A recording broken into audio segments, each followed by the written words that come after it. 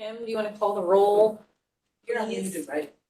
I have no, yes, I'm unmuted, yes. Giant box. I don't have a roll call Do you shot. want- One, there's They so many have one problems. in there. There's two in there. Uh-oh. Could you please mute? Oh, hey, Becky, thank you. So, we have at the table Clay King. Huh? Here? You want to say here? Here. Oh, Sorry, wish I had a, Judy Zingy here. And Scott Smith. Scott Smith, I need Here. Smith. I was going- And Lacey Here. Simpson. Here. And we have several participants online. Caller user one. May I ask who's calling?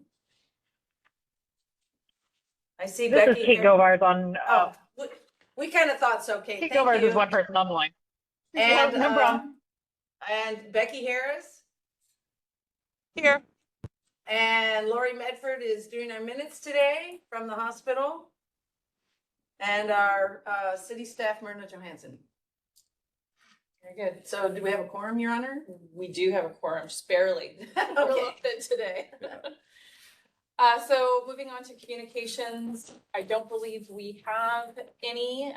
The agenda and minutes from our prior meeting were distributed to the committee before this meeting and also posted online.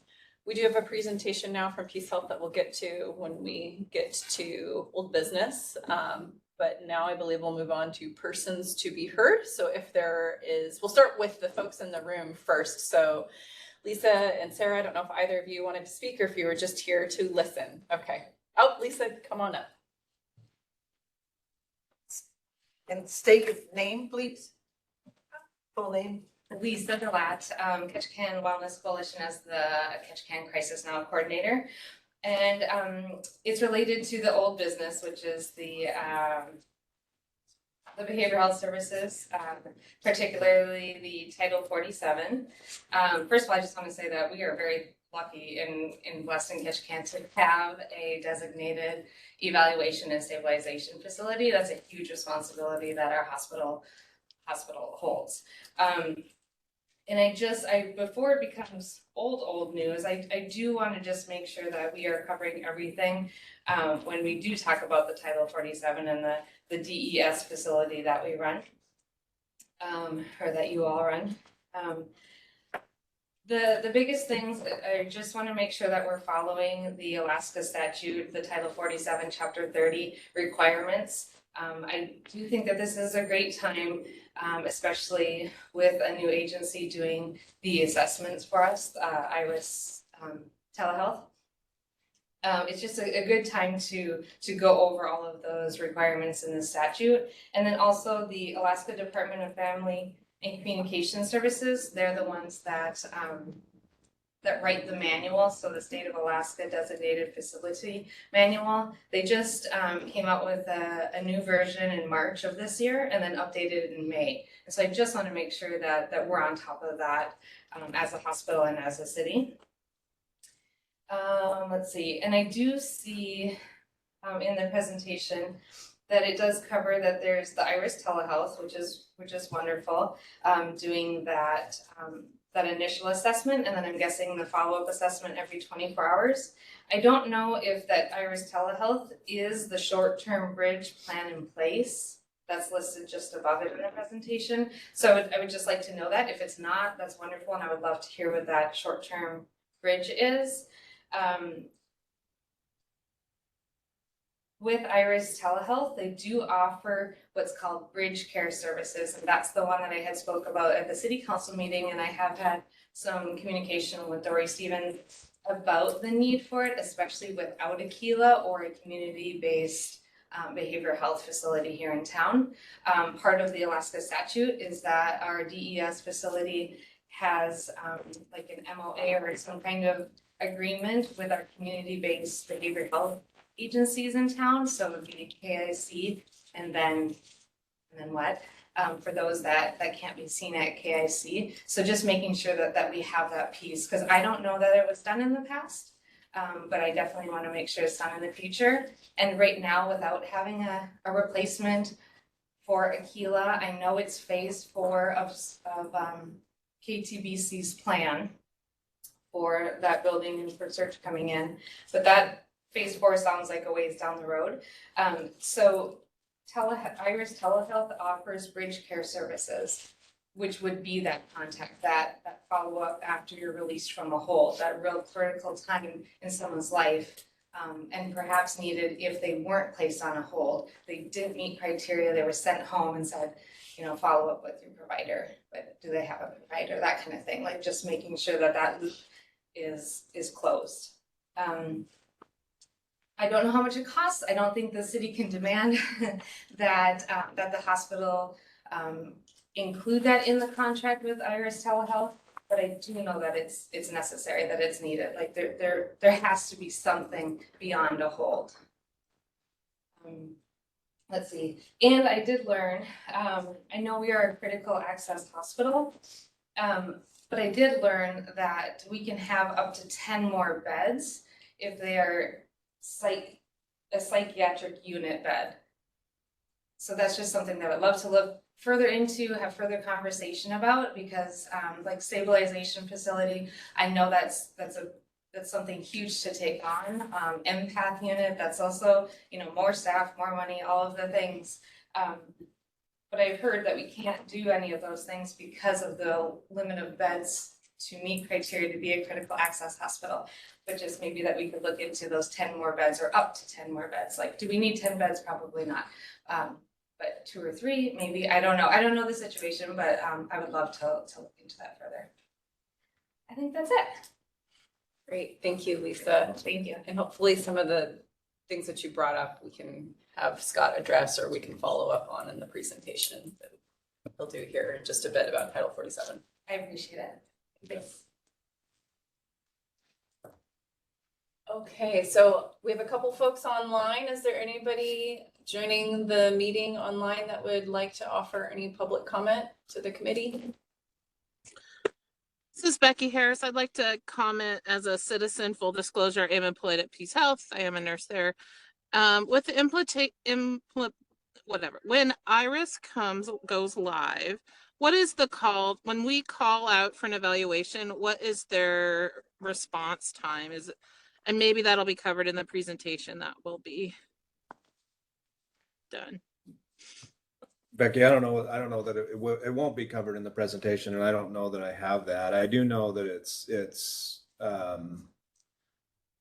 you know, it'll likely be something. Well, right now we're covering more like business hours with our current folks, right? So I'll touch on it a little bit, and I'll certainly make some notes and follow up with you for those things that I can't answer. Dory's been the one that's been tirelessly trying to get this resolved and try and find a good solution, but I can certainly follow up with you on that. Yeah, I guess because I believe with Gateway, my understanding is when we placed a call, they had up to an hour to 3 hours to respond. So I'm curious if we could have a faster response time written into this contract if it's not too late already. Thank you. And then another question would be for follow-up. I know I talked to Dory about this, so I don't know if this will be discussed here. So when somebody's evaluated in the ER, they don't meet criteria for the hold. Is there any way that our psychiatrist office could hold like 1 to 3 appointments per week that we could call through the emergency department to get these people into therapy so they don't meet criteria for a hold? And now I'm done. Thank you. Thank you, Becky. I don't know if Scott has the information at his fingertips to respond just now, so we might need to do a little bit of follow-up. But thank you.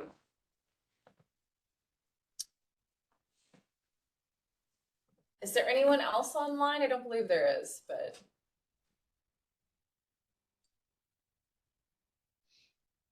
Okay, we will close out persons to be heard and move on to approval of the April 25th, 2024 meeting minutes, which have been provided.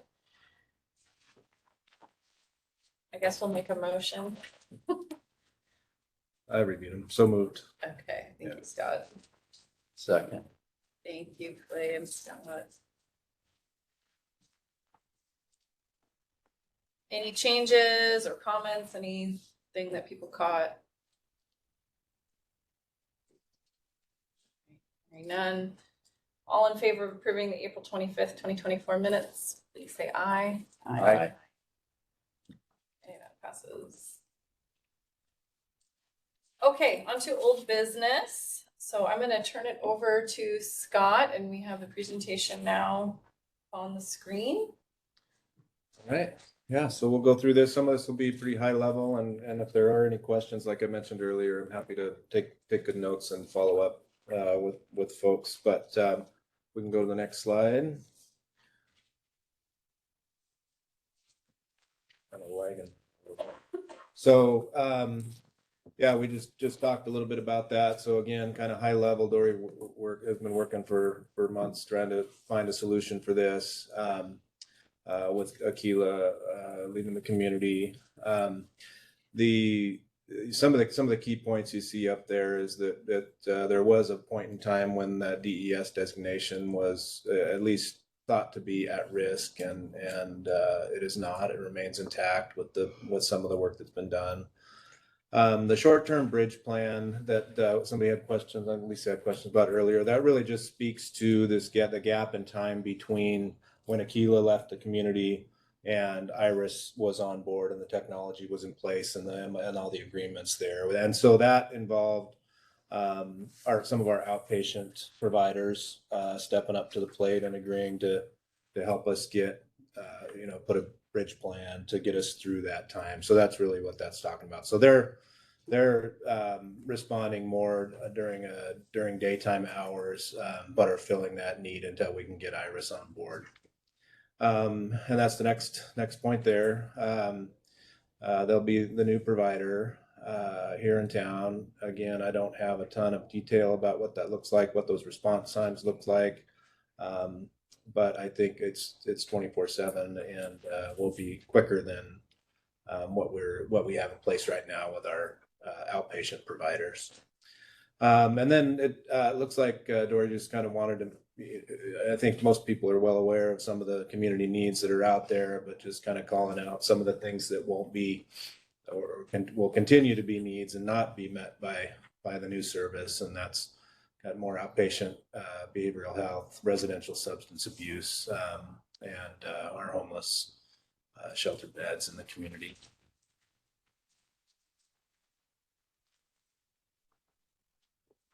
So diving into the same day clinic, I think the theme you'll see throughout the next handful of slides is just a general trend line up with the utilization of our same day clinic. I think most people have seen that's a pretty common list of things that we see that's been in our ads. And I think the community is starting to get a sense for when to utilize that service. And it does appear that the word's getting out. You can see and read the numbers as well as I can, but again, you see kind of a general trend upward. At the time this presentation was put together, that number in June was 124, but I did check with the manager of that clinic yesterday, and she said June closed at 263. So again, an increase as the word gets out. I think people are just starting to realize it's there. And then we provided a couple of slides on what was originally kind of perceived what might be the bigger needs, and that's Saturday patients as well as kind of late evening patients. And again, you'll see a kind of a general trend up. We're starting to see more and more, but our Saturday patients as well as our evening patients are still a pretty small percentage of the overall. So you see in Maine close to 50, June a little over 40 of 263 patients that they saw. So next slide, please. Again, little hit and miss here with the patients seen after 5, but again, I think if there was a trend line on there, you'd see a slight trend upwards over time. And again, that number scale obviously a little different. June 2028 or something out of the 263. So still seeing most of our patients there during daytime hours, but obviously the same day access is still, utilization's going up.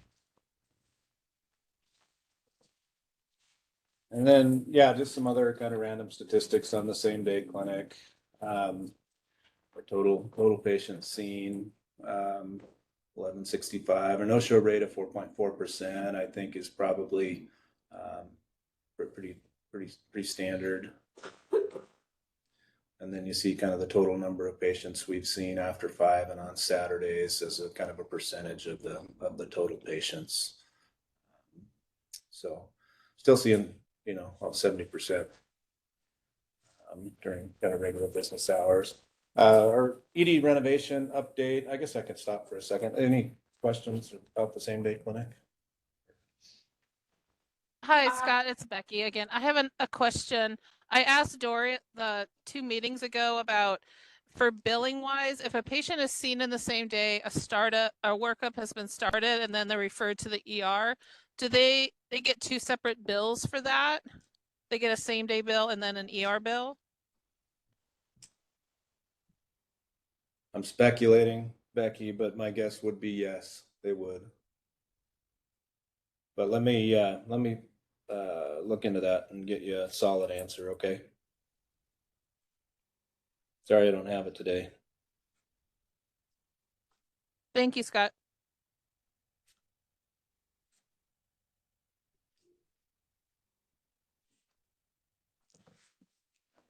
Okay, now go ahead. Sorry, Scott, I had a question. I mean, I think the clinic, it sounds like it's doing great. I think the statistics are really strong.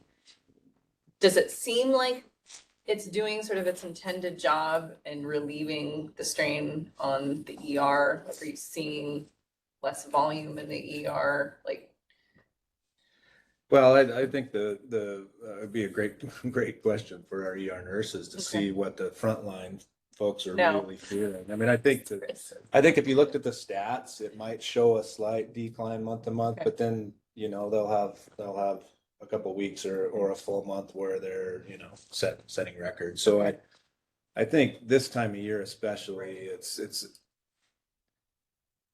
mean, there's 263 patients that would have been in the ER. So I think if the trend in general is going up, I think it's meeting a need that could potentially end up in the ER, but we're also seeing an increase in visits in our ER. So they're still feeling the pressure there, I think. Is that accurate?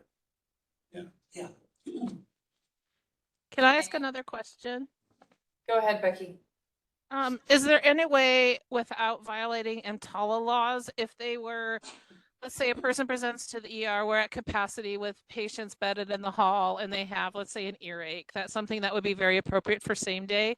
Is there some way we can look towards if we triage them in the ER and say, hey, this same day would be great that we could send them to ER without violating any EMTALA or whatever laws that could be violated? Yeah, Becky, my understanding is that it's pretty clear that we cannot do that. In fact, we've even been told, I believe, that we can't even really advertise the same day clinic in our ER lobbies. So to recommend that folks leave our ER and go to the outpatient clinic, I think would be a pretty hard no. But I can certainly ask that question as well, but I think the answer is that probably not. Okay, thank you. As one of the frontline ER nurses, that's where I would find it most helpful when we're getting a lot of critical patients in and we're just at capacity and we see something that would be a minor treatment. But if we're violating laws, we obviously don't want to do that.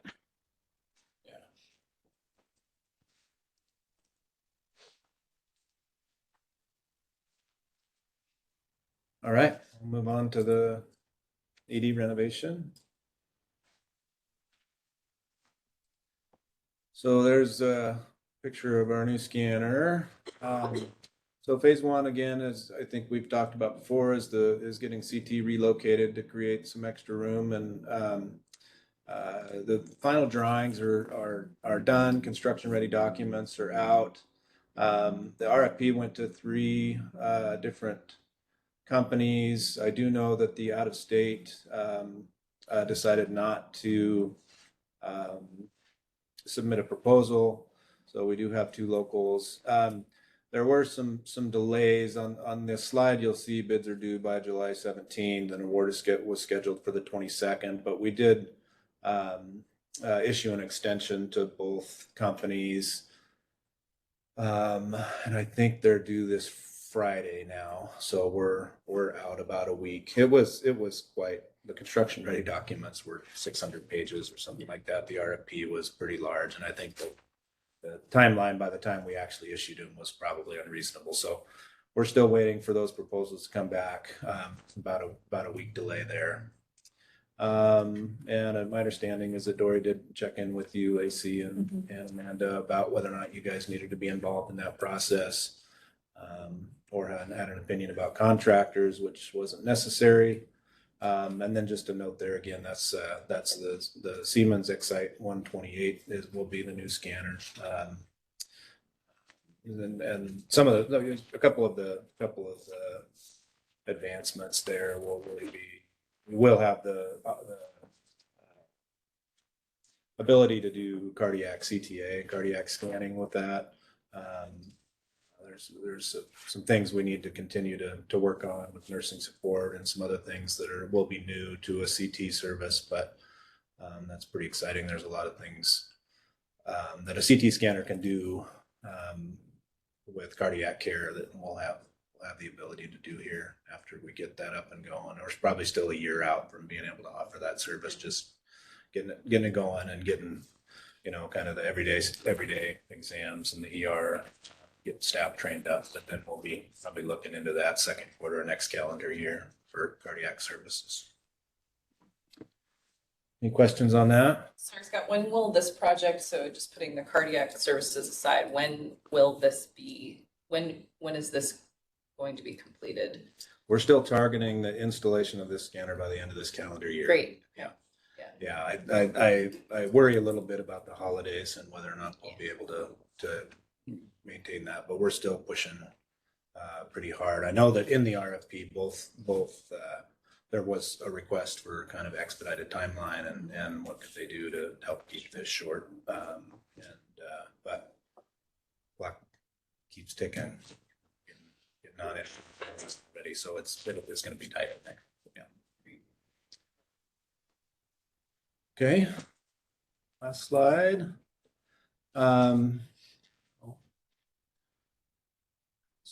So just a few bullets about some caregiver recognition and engagement things we've been doing. A lot of this was done during the Nurses Week and Hospital Caregiver Week.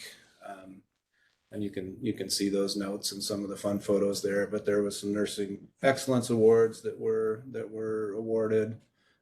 We rented the movie theater for a night. That was fun. All staff and family could come and then had their choice of a couple different movies. Been doing some prize drawings and stuff related to like trivia, daily or weekly trivia that went out. And the breakfast with leaders was another idea that came where some of our system senior leaders would, while they were up here, would offer time during the day where any of our caregivers could stop by, kind of learn what our senior leaders' roles were. And, it's sometimes a little bit anonymous. They see these names on emails and that kind of thing, but don't really fully understand the role they play. And so trying to provide an opportunity for staff to get to know those people as well and understand what they do. Questions? Anything that Scott went over in his presentation? Rattled on there pretty fast, but. That's a lot to take in.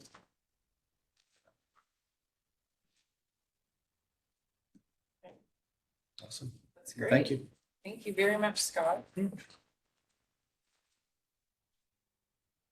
So if there are no further questions or discussion about those items, we'll move on to our new business item, which is the date and time for the annual town hall, which the HAC will recall is one of the provisions set forth in the lease agreement that the Community Healthcare Board will have an annual town hall to talk about its activities, hear from the public, those sorts of things. So Kate, I know you're online. I don't know if you want to share anything about discussions that are being had about that event. Not much more. Did you have any specifics that you wanted to know? No, just I guess moreover, just to know that it's in motion and that plans are going to be made as we kind of close into the end of the summer, that that's still on the horizon. And we're talking about what specific event? Just double. I want to make sure I caught that. I was cut out. Sorry, for the annual town hall. Yes. Yes. Yeah, and that typically we've taken place with that in the fall. Last year, I think it was October. Our October board meeting coincided. So we have moved our board meetings to quarterly, and I will work with Lori on setting that exact date. But it Okay. will be again in the fall, Okay. similar to last year. Very good.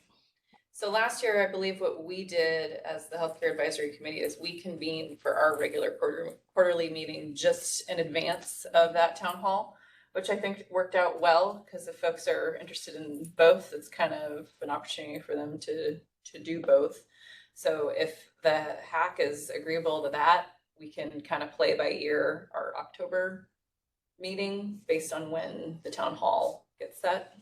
Yeah, that worked well. Okay. Yeah, I like that one.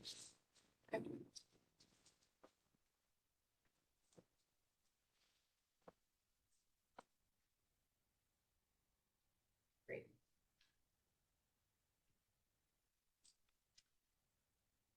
Okay. Moving on to item 8, which is future agenda items. We have one listed already, which is the annual report card, again corresponding with the anniversary of the lease agreement between the city and Peace Health. So that's the annual comprehensive report card with lots of different metrics, but are there other topics that this group would like to have on the agenda?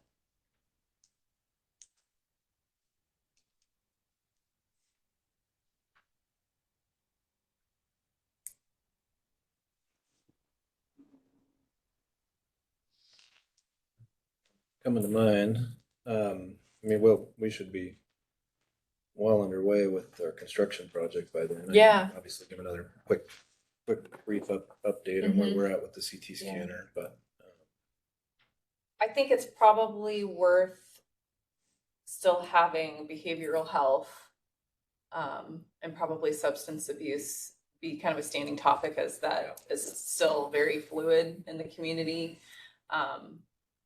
And I know that Peace Health is in lots of discussions with those providers, and some of those things aren't yet at a point where they can probably be disclosed, but I'm assuming that by October they will be. So might be a good opportunity to revisit that and maybe invite some of those partners to come to the meeting.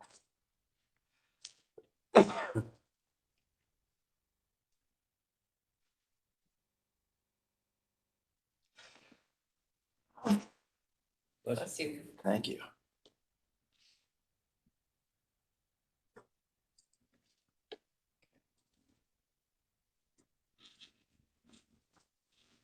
Any other thoughts on, go ahead, Clay. So are we gonna put a status report on behavioral health?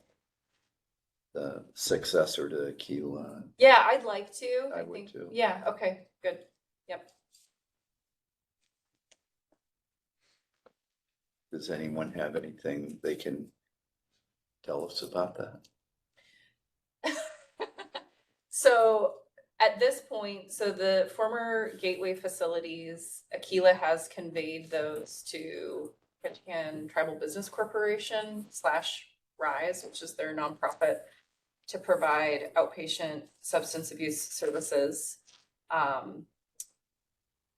it's kind of week by week in terms of timelines, and city council has been very interested to see what is happening with those facilities. So we're kind of getting information sort of trickling in. I think they're working as fast as they can to get those operations standing up. I don't know if I have off the top of my head, I don't know if I have a date for when they're planning on being operational, but they're, I think, hustling as much as they can. Over on, and I don't want to speak for Peace Health, so you can stop me at any point, Scott, but relative to the Carr House, so the inpatient facility, similarly, my understanding is that discussions underway between Aquila and True North, which is an organization based out of Anchorage area. I guess actually it's not Anchorage, it's Wasilla. Yeah, Wasilla, thank you. Close enough, right? To provide inpatient substance abuse services out of that facility since it was set up for that. So likewise, I think they're trying to finalize all of that. I believe the building has been conveyed, so it's in their name. It's just a matter of them trying to stand up their services. They have been talking with the prior employees that were at Carr House, so I think they're trying to create some continuity and provide employment for those folks, which is great. And I suspect we're going to hear more about that in the coming weeks as well. And as Lisa mentioned, relative to what KTBC and RISE and Search are up to, they have kind of a 4-phased plan with the main gateway facilities, and hopefully, again, very far down the line, offering more behavioral health centered services. But initially, it really is just the substance abuse services that they're going to offer. So that's what I know, which is something, but yeah. Again, I think come October when we meet again, I think a lot more information will be available, and maybe we can have some of those folks here to speak to what they're doing. Yeah. So that'd be the meeting before the town hall. Yes, so Okay. hopefully in October. Yeah, because normally we are set to meet October 24th. So somewhere in that ballpark we can meet.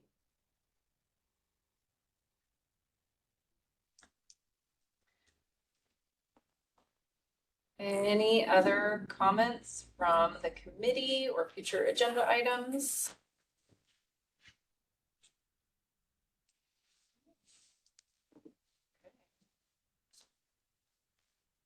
Do we have a motion to adjourn then? I move to adjourn. Second. Blaine, Scott, thank you. Okay. I think we're done then. All right. Thank you all very much. Thank you. Thank you guys for coming.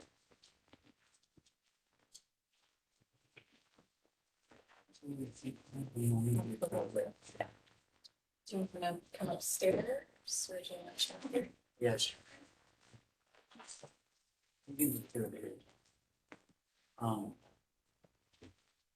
I just wonder if there's value in